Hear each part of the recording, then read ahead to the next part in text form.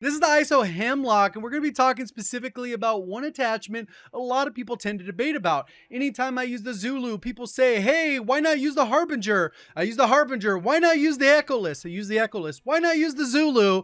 And it's like one of those ongoing debates. And then we're going to go ahead and talk a little bit about today when it comes to muzzles, because there are a lot of suppressors to choose from.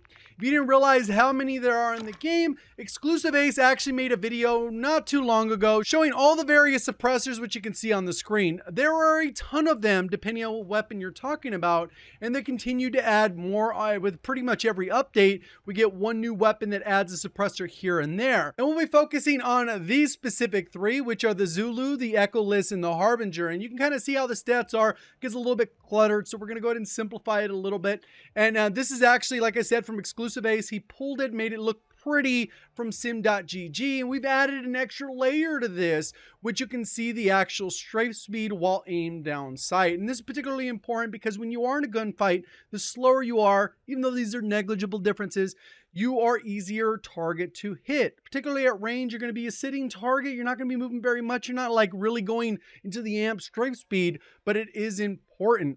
One other thing to note is if we go ahead and look at the top 250 for Warzone, what we'll notice is somebody at the top by the name of Soka. Soka is probably one of the best players in the world, given the fact that he's obviously a grinder, but he's highly regarded as one of the best players in Warzone, hands down, respected by pretty much all the top players.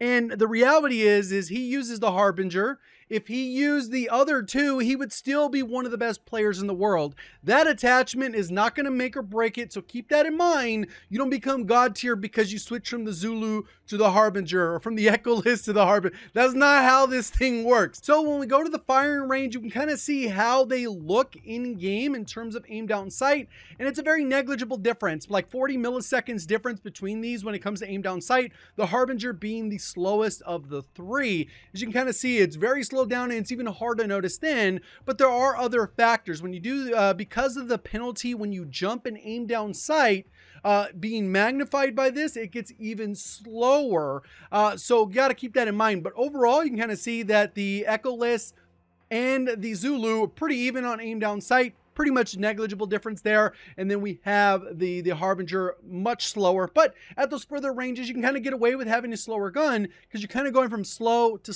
like slower, right? At the end of the day, it's slow to slower, not like, oh, this one's fast and this one's slow. No, that's not how it really works. When we use his specific build, we can go to the firing range. We're going to see this thing shoot straight. It's a pretty much laser.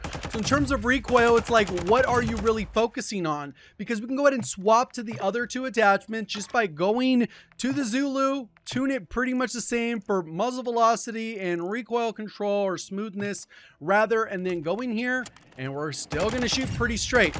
So it ends up being a very negligible difference about what you want to choose. We can go ahead and go over here. The Echoless is going to have the no added recoil benefits, but it has those other things going for it. We go to the same thing, we move it up, bada bing, bada boom, we are in here and we are shooting, guess what? Straight, because the gun doesn't have much recoil. The Harbinger, it might make sense more something like on the Cast-Off 7.62, and you just use the one in that column that's kind of equivalent to that, because it's kind of like copy and paste of what they are. Maybe a gun doesn't have that specific one, it has another attachment that matches it, like we saw with Exclusive Aces, like a little screenshot that has pretty much all of them. So what does all that mean? At the end of the day, you're going to use what makes the most sense for you. This is what the #1 player in the world in terms of ranked is using, and a lot of people copy that because of that. But like I said, using the Harbinger over the Zulu over the Echoless isn't going to make you a god all of a sudden.